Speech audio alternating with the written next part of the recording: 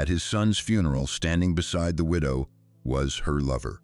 He leaned toward me and whispered, "Don't worry, old man. I'll spend his millions very wisely." The casket was open, and my son gave a faint snort, because that man didn't know one thing. Before we go on, let me ask you this. Has there ever been a moment at a loved one's funeral when you suddenly realized not everyone had come there to grieve? Write it in the comments. Subscribe, because this story is about to turn everything upside down. Let's begin. The funeral home on the outskirts of Denver was the kind of place where even the artificial flowers seemed to wear an official expression of sympathy. On March 18, 2025, Robert Miller was burying his son. Daniel was 37, massive heart attack. That was what the report said. 3 days earlier, a healthy man who had never smoked a cigarette in his life had suddenly collapsed and never gotten back up. Guests walked past the open casket, saying the same smooth, interchangeable phrases. One of Daniel's former business partners came up to Robert and put a hand on his shoulder. "Hang in there, Robert. Stay strong." Daniel was, well, he was a rock. A real man, the kind you just don't find anymore. This is a terrible loss for all of us. "You're right about that," Robert said with a nod. "Listen, if you need any help at all, money, arrangements, anything, call me right away. I mean it. Anytime, day or night. My phone's always on." "Thank you, Andrew. I'll call if things get tight," Robert replied in the tone people use when both sides know there will be no call. He stood in the front row and looked not at the casket, but at the people. Laura, his daughter-in-law, accepted condolences with carefully measured dignity. A black designer dress, tears at the right moments, tears that dried without a trace. For a woman who had lost her husband after 9 years of marriage, she looked as if she had been rehearsing the role. Mark Anderson, Daniel's business partner, stood a little off to the side, and he wasn't looking at the casket either. He was watching Laura, every gesture, every turn of her head. Like an appraiser at an auction, keeping his eye on an item he had already invested in. Robert was 62, an age when a man no longer had to lie to himself. He was burying his son, and by every law of life, he should have been crushed. But instead of pure grief, he felt a low, creeping unease, some kind of false note hanging in the air, whose source he could not quite identify. Then came the final farewell. Daniel lay peaceful in the suit Robert had given him for his 30th birthday. Robert leaned close to his son's face. "Forgive me, Danny, if I failed you somehow," he whispered. "You were always the sharp one in our family, always thinking 3 steps ahead, smarter than your old man. And look at me now. I couldn't even protect you from this." He stepped back. Laura placed a white carnation on her husband's chest, stood for the exact number of seconds that seemed appropriate, and moved away. That was when Mark Anderson appeared beside Robert. He leaned close to his ear, so close Robert was hit by a wave of expensive cologne, and said softly, with lazy self-satisfaction, "Don't worry, old man. I'll spend his millions very wisely." Robert turned his head. Mark had already moved away, a half smile floating on his face, like a man who had just delivered a clever toast. Then a sound came from the casket, quiet, almost impossible to hear, a faint snort. Robert knew that sound better than he knew his own voice. Daniel had made that same little snort at 12 years old when he beat his father at chess for the first time. He made it when he closed major deals and his competitors still didn't understand they had already lost. It always meant one thing: he was 3 moves ahead. Robert gripped the edge of the casket. His son's chest did not rise. His eyelids did not tremble. Nothing. But Robert had heard it, and he wasn't the only one. The blood drained from Mark Anderson's face. His half-smile vanished, and he left the room quickly without saying goodbye. That was how people left when they had something to hide. When the hall emptied, Robert stood alone by the casket and suddenly noticed that Daniel's left wrist was bare. So was his right. The engraved mechanical watch, the wedding gift Daniel had worn for 9 years without taking it off, was gone. Robert checked the jacket pocket, empty. That evening, Laura called. "Robert, good evening. Our family attorney is insisting we meet as early as next week. We need to pull up the will and sort out the company's current affairs as quickly as possible. Mark also thinks we can't afford to drag things out under the circumstances. Time is tight." "And what's your personal opinion on that, Laura? Or has Mark now been appointed chief thinker and decision-maker for both of you? Why are you starting in that tone? He was Daniel's closest business partner, and right now he's just helping me make sense of all these papers on a human level. I don't understand business at all. You know that perfectly well. That's what strikes me as odd. 9 years living side by side with Daniel, enjoying every comfort, and in all that time, you never bothered to understand where the money came from or how his business actually worked. Daniel never wanted to involve me in work matters. He protected me from unnecessary stress, if you remember. But Anderson, from what I can see, is very happy to involve you in every little detail the second he crosses the threshold." There was a pause. Laura sighed, and that sigh contained exactly as much hurt as it needed to sound convincing. "You're being very unfair to me right now, Robert. Please don't forget that my beloved husband just died, and this is incredibly hard for me too. We both lost someone, Laura. Each of us lost our own," Robert said, and hung up. He sat in the darkness of his kitchen with a glass of brandy, the smug whisper beside the casket, his daughter-in-law's staged grief, the missing watch, the snort from his dead son. Each piece, taken separately, could be explained by stress, grief, coincidence. All of it together? No. Around midnight, he went to the window. An unfamiliar car was parked across from the apartment building. 10 minutes later, it pulled away and disappeared into the dark without headlights. The next morning, Robert drove to the hospital without having slept, yet feeling more alert than he had in a year.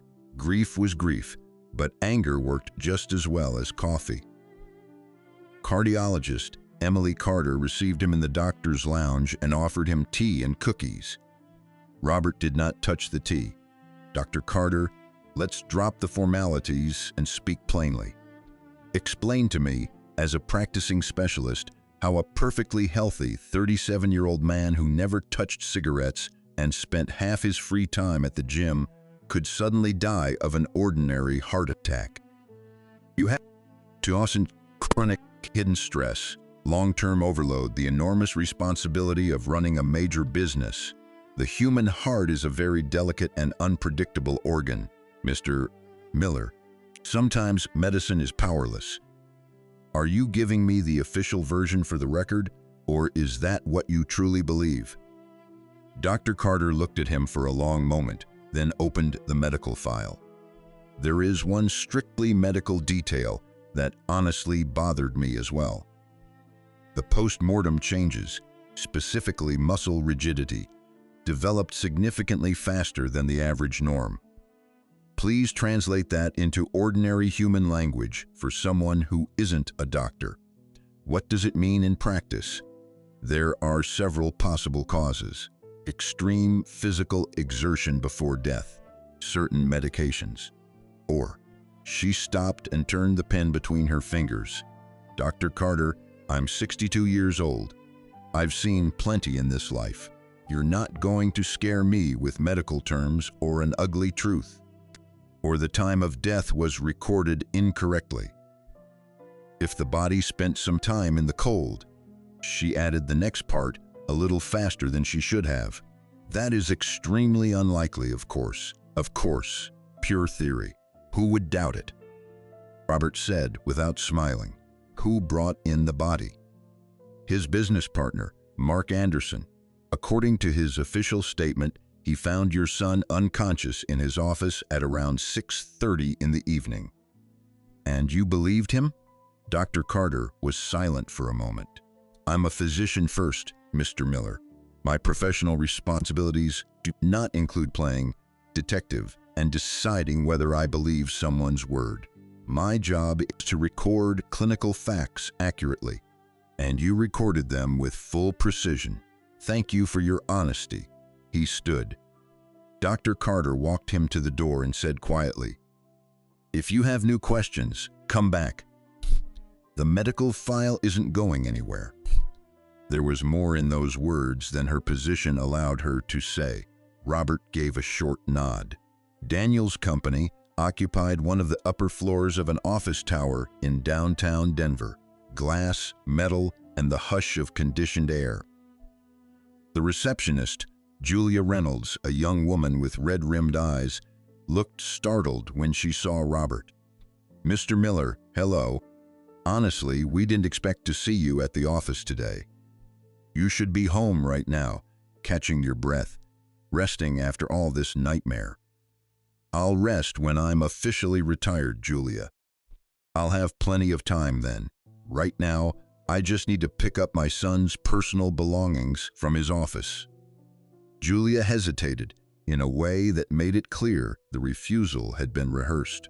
"Thing is, Mr. Anderson gave strict orders to temporarily restrict access to Daniel's office. He said there were serious legal reasons related to the leadership transition." Legal reasons. What a beautiful phrase. Robert tilted his head slightly. "My son was buried just 3 days ago, and his enterprising partner already has legal reasons ripening nicely. Remarkable business instincts, unviable speed. With talents like that, Mark ought to moonlight at a funeral home. They'd appreciate that kind of phenomenal efficiency." Julia did not smile, but something in her wavered. She glanced at the closed office door, adjusted a pen on her desk, and began speaking in a low, quick voice while looking at the keyboard. "Mr. Miller, please understand, I probably have no right to tell you this, but ever since that awful day, Anderson has stayed late at the office every single night. He sits in there alone, frantically going through folders, calling people, and raising his voice. Even on the day of the funeral, he rushed back here and worked almost until midnight."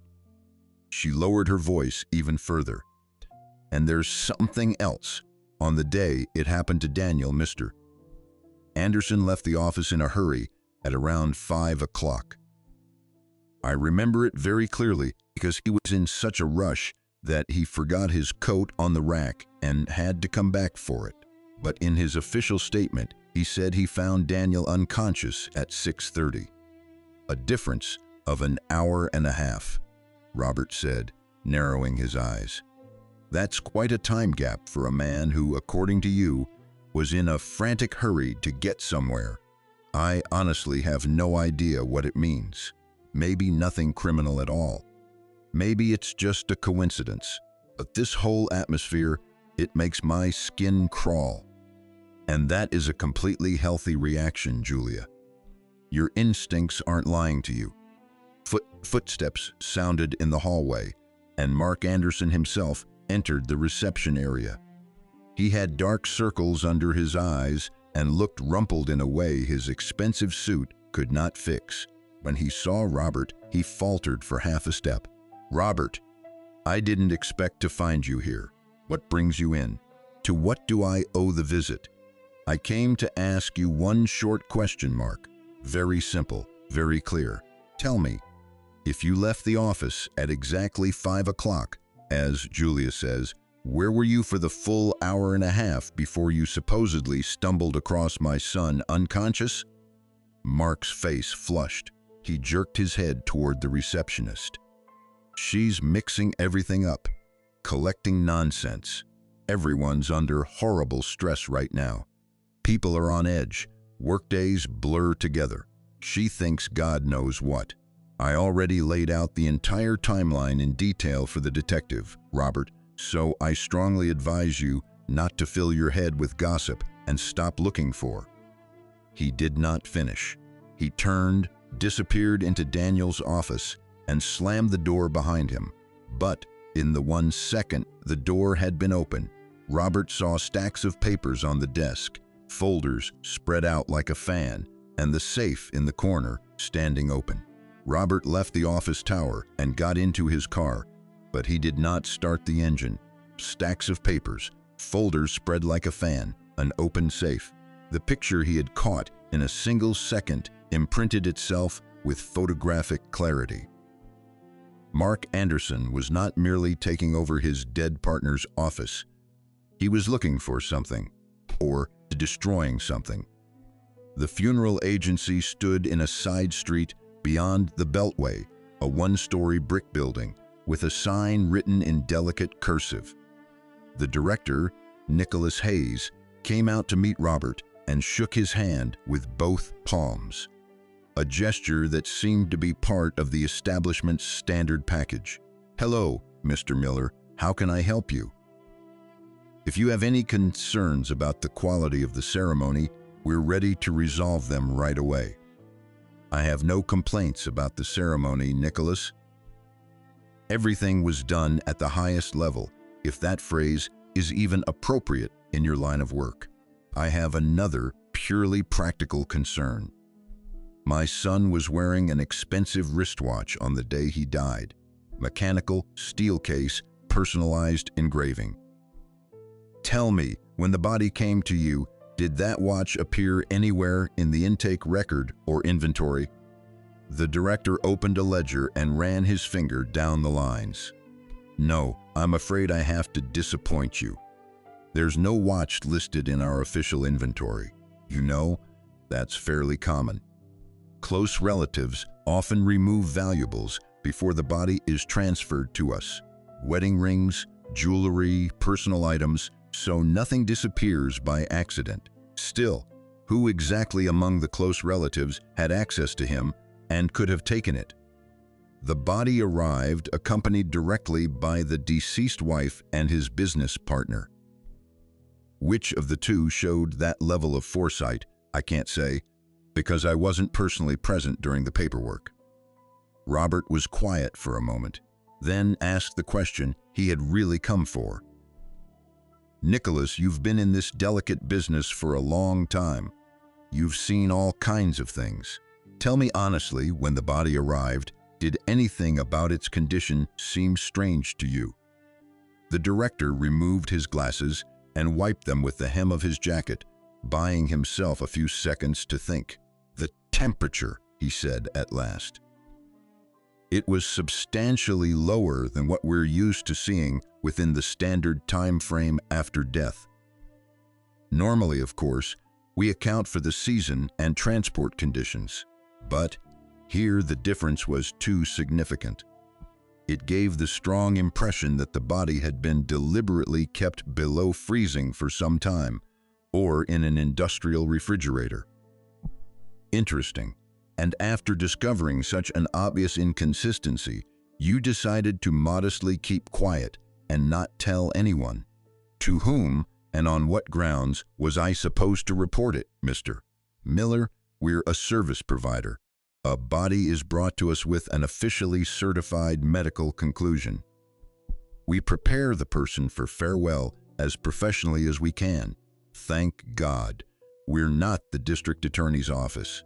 We don't conduct investigations." On the way back, Laura called.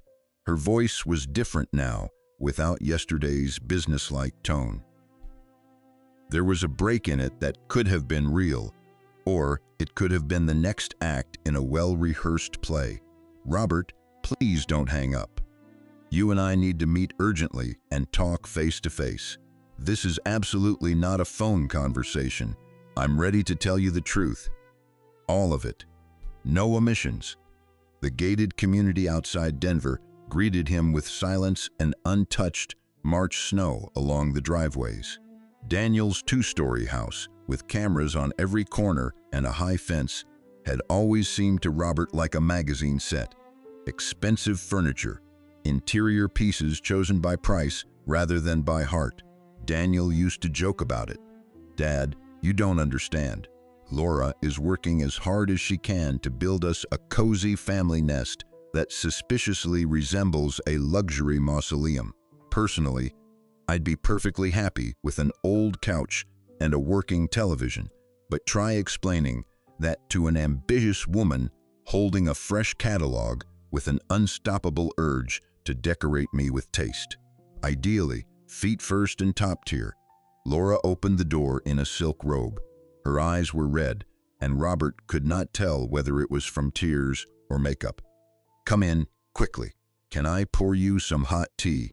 Or, given the circumstances, maybe I should just skip straight to something stronger." "Thank you, Laura, but I successfully drank everything strong yesterday. So let's skip the ceremony and get to the point." They sat in the living room. Laura folded her hands on her knees and began to speak, stumbling at first, then growing steadier. In the last few months, Daniel changed. He slept in the guest room.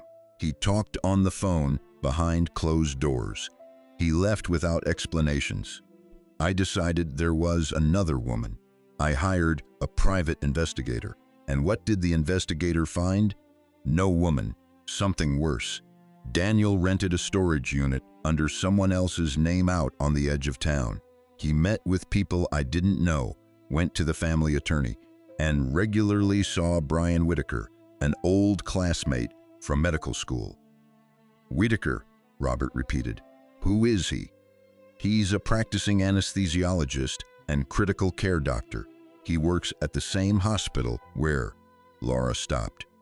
"Where the doctors eventually recorded Daniel's death." "What a fascinating picture," Robert said. "So my son was secretly meeting with an intensive care doctor, renting a storage unit under a false name, and regularly visiting an attorney.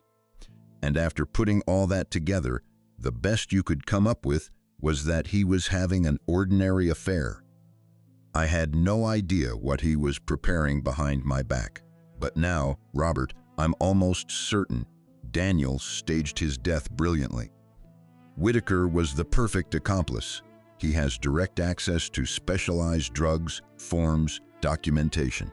In that storage unit, I found stacks of cash with my own hands and passports with other names but Daniel's photographs. I think he's alive." Robert's breath caught, not from horror but from hope striking his chest so hard he had to close his eyes. The snort had not been a hallucination. "Now tell me the rest," he said without opening his eyes. "The reason you called me."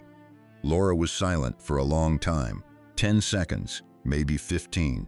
"I've been having a secret affair with Mark for about 8 months. And Daniel, from the look of it, knew everything from the very beginning. He had hired his own private investigator long before I hired mine. So we were spying on each other through middlemen instead of living like a normal married couple." "What a delightful model family," Robert said. "Truly elevated relationships. 2 hired detectives under one roof and not one honest conversation." Robert listened to the rest. "Put the sarcasm aside. Mark has recently been asking too many questions about you, how your health is, what your financial situation looks like, whether you're planning to change your will, I think. I'm seriously afraid he's planning to pull some dangerous scheme with you too." She handed him an envelope of photographs and a small brass key. "This is for the unit. The address is Eastgate Storage, Unit 73, back row." Daniel kept everything there. Around 10 o'clock that night, Robert pulled up to the storage facility. Rows of concrete units, dim lamps, a chain-link fence. The guard in the booth was flipping through a newspaper and did not lift his eyes as the car passed through the gate. Unit 73 stood in the far row, hidden from the main road. The key turned easily. Inside, Robert stopped at the threshold and for several seconds could not move. The walls were covered with corkboards holding photographs, documents, arrows drawn in marker, and red circles around dates. On the table lay stacks of legal papers, financial reports, and surveillance equipment. In a medical refrigerator, like the ones found in treatment rooms, Robert found ampules and a detailed instruction sheet written in Daniel's familiar handwriting. Dosages, time intervals, order of administration. Beside the ampules stood a thermos of brewed tea, still warm, a box of chocolate-covered marshmallow cookies, and a pair of wool socks. Robert picked up the thermos and touched it. Warm. His son had launched an operation worthy of the intelligence agencies, tricked the system, staged his own funeral, but had not forgotten marshmallow cookies and warm socks. Without any doubt, that was his boy. Well, isn't this an idyllic picture? Touching enough to make a man cry, really, a voice said from the door. Robert turned. Mark Anderson stood in the opening with a handgun pointed at his chest. His face was gray, shadows under his eyes from sleepless nights, but his hand did not shake. Mark, have you completely lost your mind? Running around with a gun in broad daylight outside someone else's storage unit? Quite the opposite, Robert. Believe me, in this insane month, I think I'm thinking clearly, coldly, and pragmatically for the first time. Mark stepped inside and pushed the door shut with his foot. Before your brilliant son put on this cheap little show, he managed to quietly drain exactly $4 million from our company's accounts in the 3 weeks leading up to his great performance. I found this unit 2 days ago, and I've been waiting for one of you to show up. Let's say that's true. What are you planning to do next, Mark? Shoot me right here in this damp storage unit for the questionable pleasure of spending the rest of your life in prison? Shooting is a last resort. First, I'm going to politely ask you to take out your phone and call your son, because Daniel is a sentimental little boy.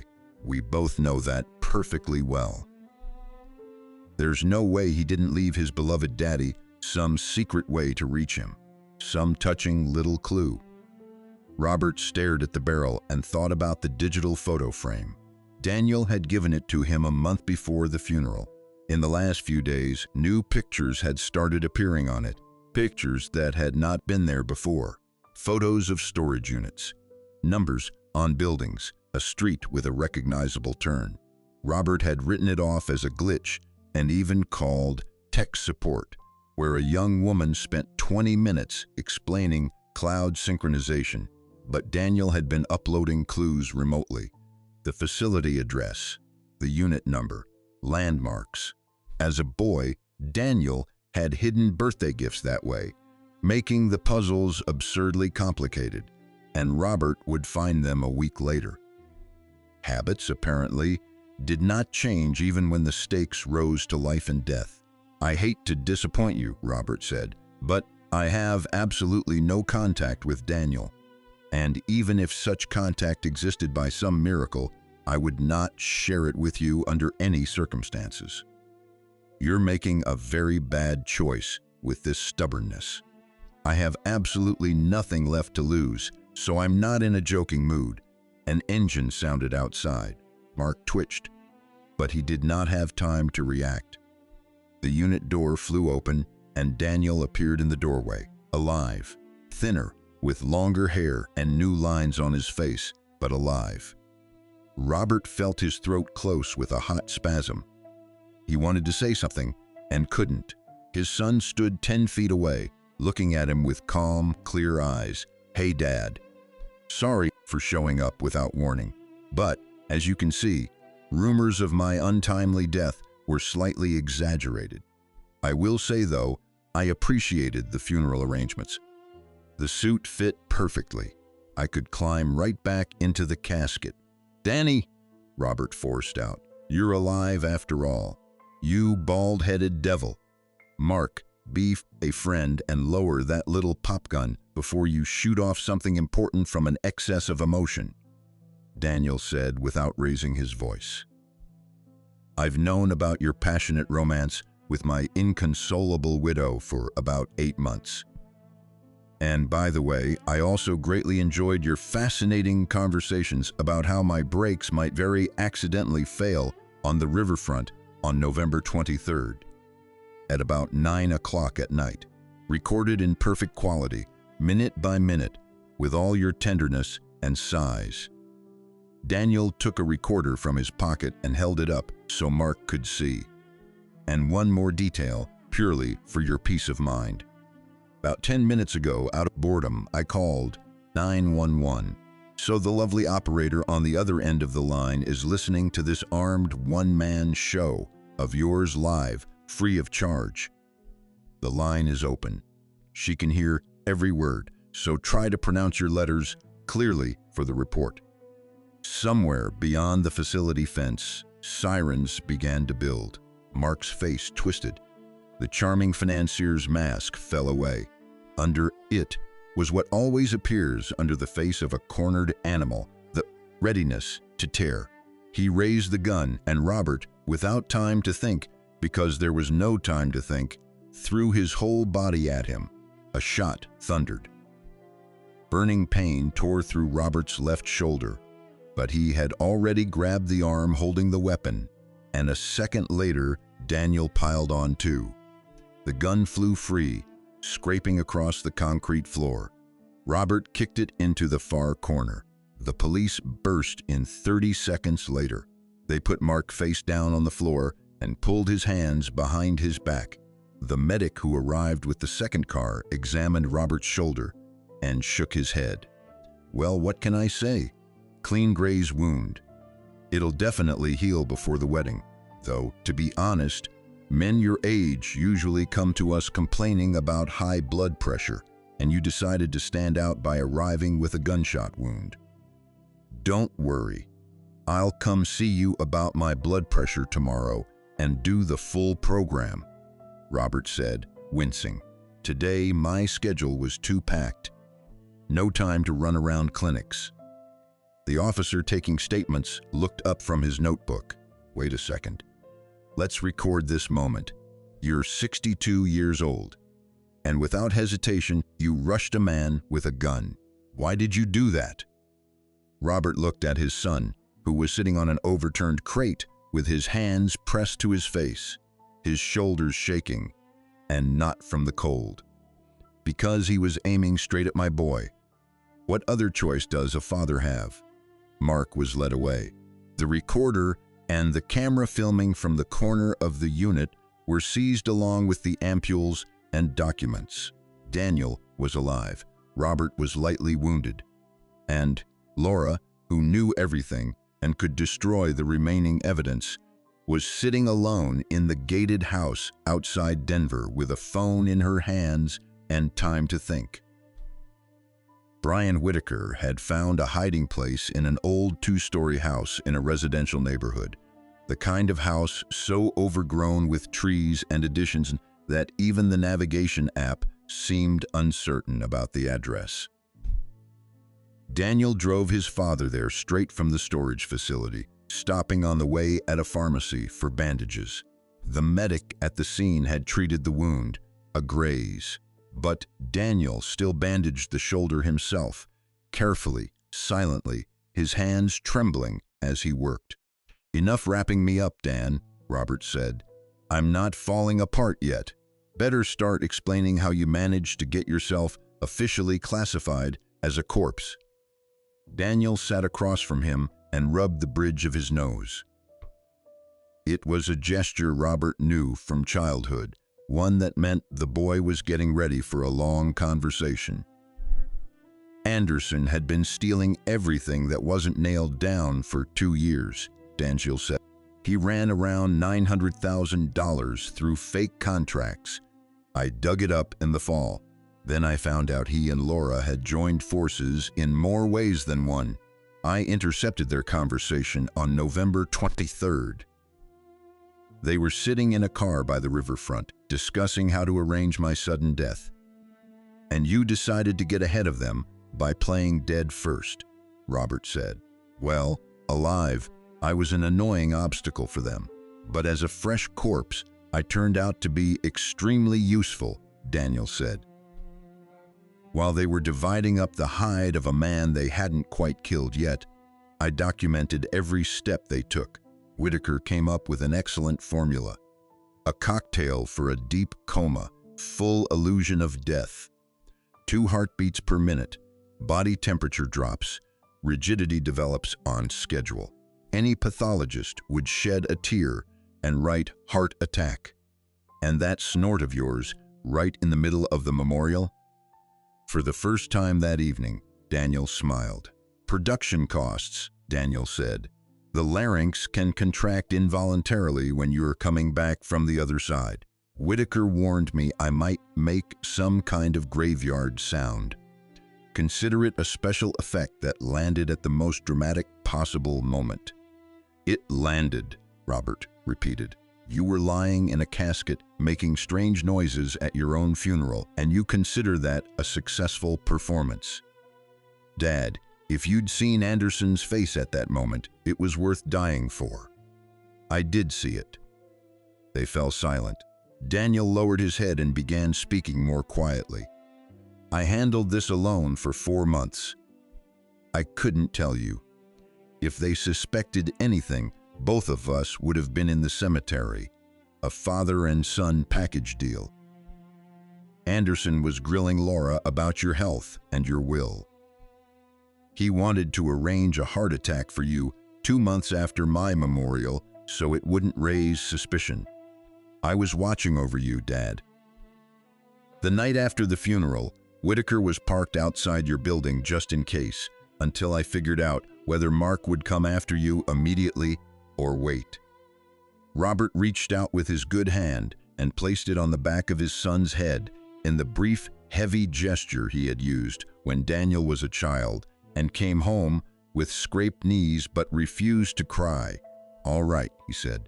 You're alive. I'm alive. We'll clean it up. Daniel's phone vibrated. He read the message and his face changed. Laura surfaced, Daniel said. She knows my resurrection happened. She's demanding a meeting at the house in an hour. Says she'll burn everything to hell. Bluffing, you think? Hysterical. A hysterical woman is worse than a terrorist with a grenade, Daniel said. In my office, in a fireproof safe, I've got all their cheerful accounting. Documents, flash drives, recordings. Laura helped Anderson launder money into accounts under her maiden name, Hudson. If that archive turns to ash, half the case goes with it. Then we get it first. I'll go in through the front and draw her attention. I'll perform as the man risen from hell, Daniel said. You slip in from the side through the yard and take the back stairs. Office is on the 2nd floor. Safe code is Mom's birthday. If anything goes wrong, I've got Lieutenant Mike Lawson on speed dial. 1 tap and SWAT is at the door. Mom's birthday, Robert repeated. April 14th, 1968. 140468. Exactly. Be careful. The gated community looked different at night. Every other street lamp was out. Long shadows fell across the driveways, and Daniel's house stood like a dark block in the back of the property. Robert went around the fence on the left side, found the side gate his son had warned him about, and climbed the back stairs, careful not to strain his injured shoulder. The office, the safe in the niche behind the bookcase, 140468. The lock clicked softly. The door opened. Inside were folders, 3 flash drives, a stack of printouts, and a recorder. Robert swept everything into a bag, zipped it, and moved toward the stairs. Laura's scream came from below, high and broken, sending cold down his spine. Robert descended and stopped in the living room doorway. Daniel stood by the fireplace with his hands raised. Laura stood opposite him with a gas can and a lighter. Furniture, carpet, family photos on the mantel. Everything had been soaked in gasoline, and the air trembled with fumes. You trampled my life, Laura said, her voice cracking on every other word. Mark is in this because of your sick tricks from beyond the grave. He loved me, do you understand? At least he noticed I existed. He gave me time, attention. Laura, I loved you too, Daniel said. Even when they brought me the file on Anderson, I spent another 2 months hoping the investigator had lost his mind. I sat there rechecking the reports and praying it was some stupid mistake. Shut up! Her hand shook around the lighter. Don't you dare act like a saint now. For years, you crawled home after midnight. I ate dinner alone every night. The walls were my company. I know. I won't argue with that. I screwed up, Daniel said. But Laura, turning real estate into a bonfire because you were lonely in the evenings is still a little much. For 1 second, it seemed his words reached her. Laura lowered the lighter a couple of inches. Her lips trembled. Tears ran down her cheeks, real ones this time, not the ones Robert had seen at the funeral. But outside, sirens were rising. The phone hidden in Daniel's boot was streaming everything to Lawson, and that sound shattered the fragile connection. Laura raised her hand and brought the flame to the curtain. The fire lunged instantly. The gasoline-soaked fabric burst into flames. Heat struck Robert's face, and Daniel rushed to his father, grabbed his good arm, and dragged him toward the back door. They tumbled into the yard as the first-floor windows glowed with bright fire. The fire truck entered the gates 3 minutes later. Laura was carried out unconscious from smoke inhalation. Alive. The investigation lasted 4 months. Robert and Daniel gave statements 7 times in different offices to different investigators, repeating the same thing with a patience neither of them had possessed before. The house burned almost completely from the inside, but the bag with the documents, flash drives, and recordings survived. It was enough.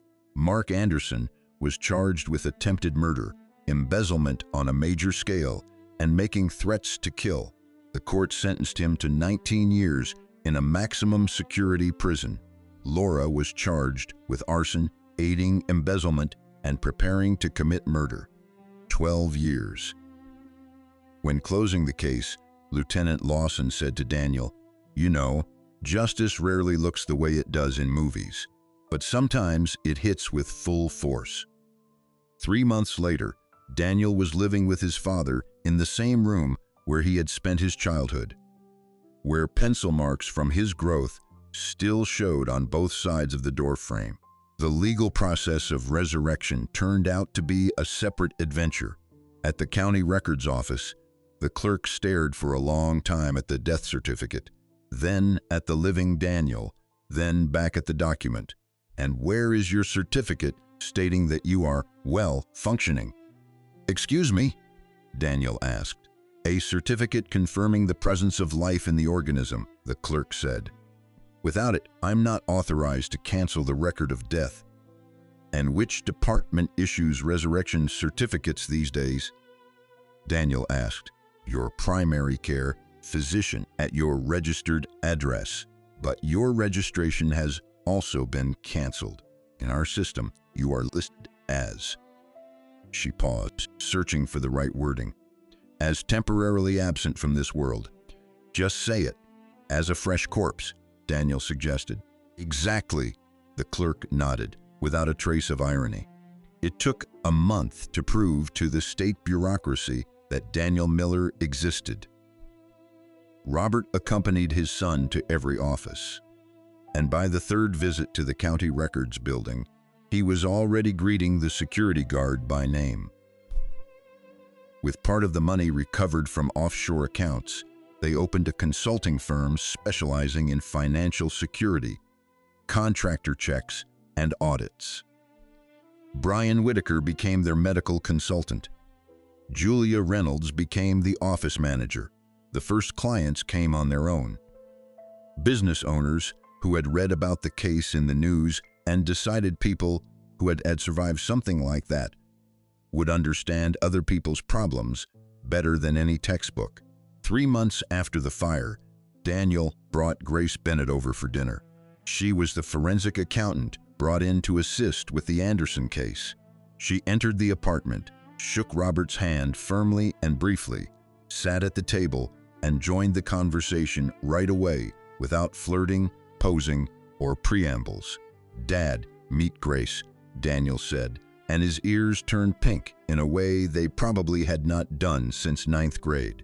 "I noticed," Robert replied. "Grace, can I pour you some tea?" "Yes, please. 2 sugars, if you don't mind." During dinner, Daniel stepped into the kitchen, and Robert used the moment. "Grace, are you fully aware of the darkness this man has been involved in?" "I read the criminal case file cover to cover. I know every detail." "And it doesn't bother you that the guy was literally just in a coffin?" "Mr. Miller, I've spent 15 years digging through financial fraud," Grace replied. "At this point, the only things that scare me are mistakes in tax returns and cats.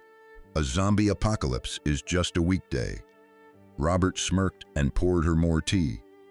That evening, after Grace left, Robert and Daniel sat on the balcony. Robert had a glass of wine. Daniel had a mug of tea. A message arrived from Lawson.